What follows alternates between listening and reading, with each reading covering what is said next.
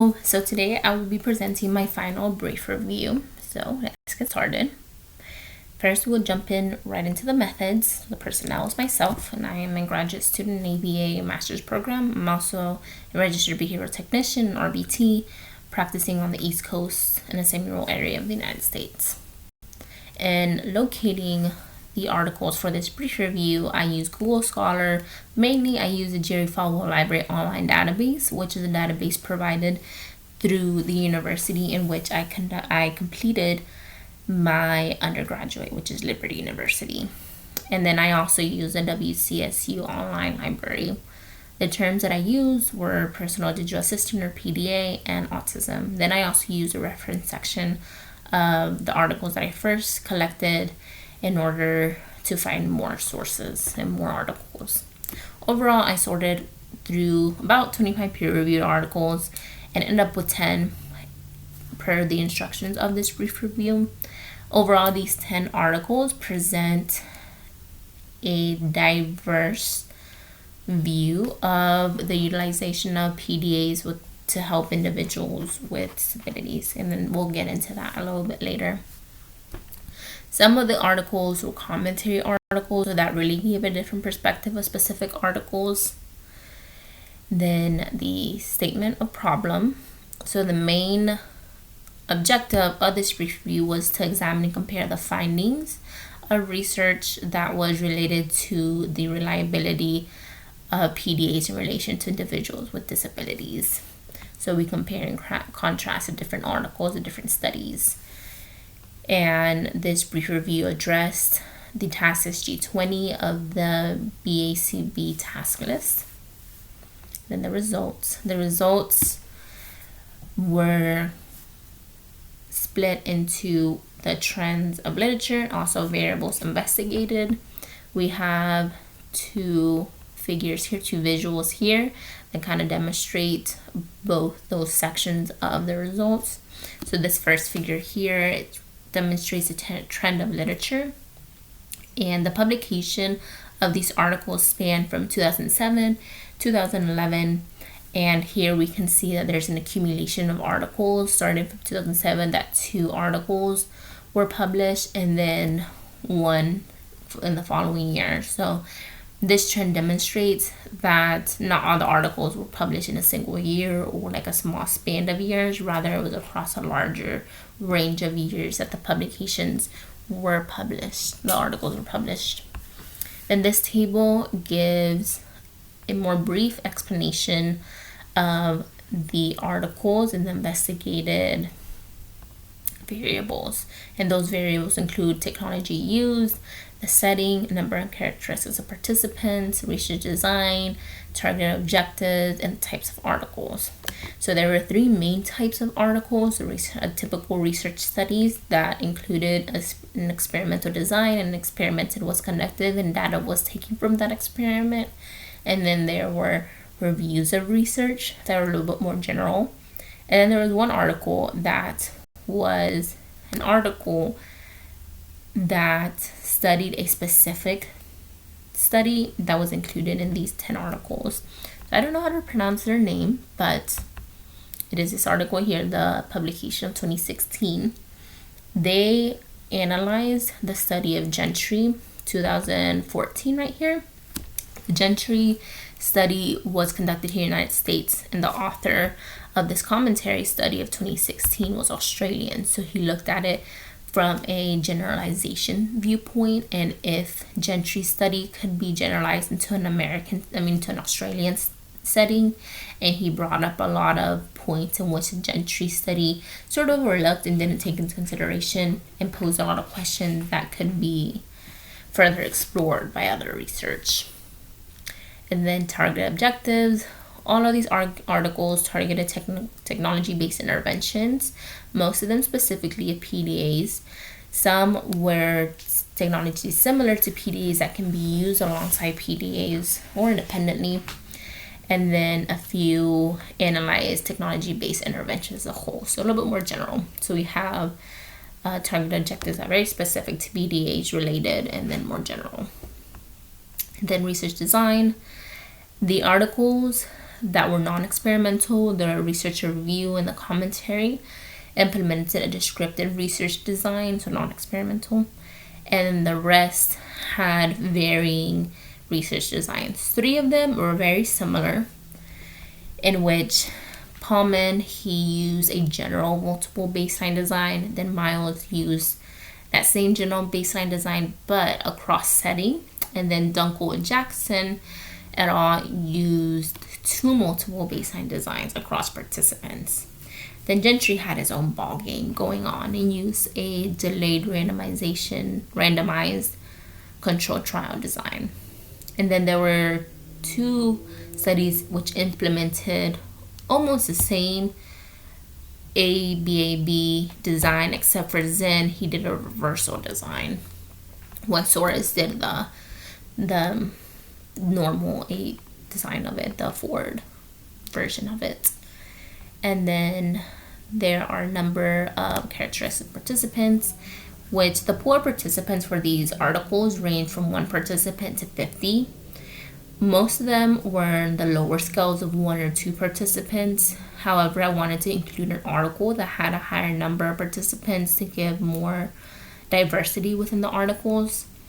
And Dunkel and Jackson not only had a higher number of participants, but also had a different type of participants in which the participants did not have a disability. Rather, they were staff members that served individuals with disability. So by having participant like these type of participants, Dunkel demonstrated that PDAs could be used in an indirect way to serve individuals with disabilities. Because if these staff members are able to effectively and better carry out the responsibilities in serving individual with disabilities, they're able to do that in a better manner, in a more effective manner. And setting, I wanted to vary the setting. When a lot of people think of using PDAs, automatically they go towards a school setting. But I wanted to vary that setting, so we did most of them were school settings, but there was a study in a day treatment setting, and then the rest were in the workplace. And none of the setting or the articles gave like geographical settings or their geographical locations to protect the confidentiality and privacy of their participants. And then technology used, most of the studies used Apple products, either an iPod Touch or an iPad. However, there were a few studies that used specific PDA devices that were solely PDA devices. They had specific software downloaded onto them. Each study had a different type of software on the devices. And here are the figures. Then we'll jump into the discussion. So overall, the research did demonstrate a positive relationship between using PDAs and achieving different objectives and the skills of individuals with disabilities. And these skills include job performance, homework recording, transition from task to task completion, staying on task, academic task completion. And all these skills can be applied in various aspects of the lives of individuals with autism or with disabilities to help these individuals have a more functional, more independent lifestyle. So these skills can be used in the academic world to be able to further education, in the workforce to be able to maintain their employment with more independence and not rely on a physical job coach, and then also in leisure activities to be able to engage with peers or with other friends or family in a more independent way. So integrity of the treatment is the next section of this brief review. And PDAs do present a challenge in being able to obtain those devices because they can be costly. Technology is not cheap, unfortunately. And also deciding which device would be selected to be used to administer these intervention of PDAs. So there was one article within the 10 articles for this review that suggested that Apple iPads have a very positive outlook when administrating these interventions due to having a bigger screen. So for older folk, it's easier for them to see the letters and to see the writing on it, because it's more visible, and you can make the letters sizing a little bit bigger than with an iPod Touch. And also iPads offer diverse resources, such as being able to surf the web, being able to use a video camera, voice recording, being able to download different applications besides the PDA in comparison to a PDA device that only has the function of a PDA. So these Apple iPads are a little bit more diverse, and the researchers or practitioners are able to collect more effective data, and that goes into the procedural fidelity. There is more accurate data collection using this technology-based intervention because it automatically saves everything in real time, rather than having a 1-to-1 ratio when administering interventions. And there's also that risk of human error, while technology has very little error in that area. And it's very convenient also during treatment of having this device. If there's only 1 or 2 practitioners or professionals administrating the treatment, using the device, they can administrate the treatment to a bigger pool of people or participants. Then there is the validity and dependability of data. In order to measure this, it is essential to apply and practice replication and philosophical doubt. The reviews of research and the article that was a commentary to another study did exercise a lot of philosophical doubt, in the sense that they brought up different aspects of the studies that were overlooked that could be further investigated. So in a way, they were like the devil's advocate. And then replication of research is so essential because by replicating, we ensure that the findings are accurate and that they are maintained across time, across setting, across participants. So by replicating, as we saw in the variables investigated, there were designs that were very similar. So they replicated that research. And then further research, as technology advances and it being fairly new within the world, because we didn't always have technology from the beginning of the earth, there are a lot of questions that still stand unanswered to be investigated in this topic of using PDAs. So they are all listed here. I just targeted different aspects of life that could possibly intervene or hinder the intervention, such as culture, language, setting. We looked at school setting, we looked at workplace, and also day center, but we didn't look at in-home, which is very interesting to me because I work in in-home.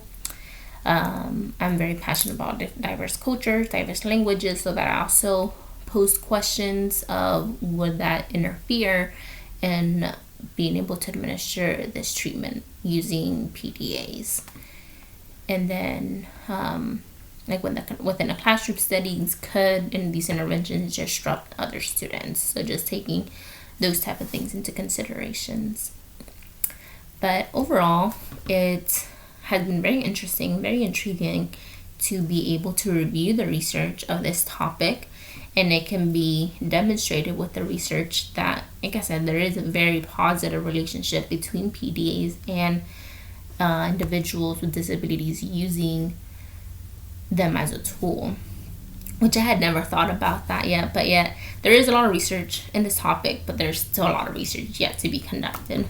So I look forward to seeing that research and reading about it in the future.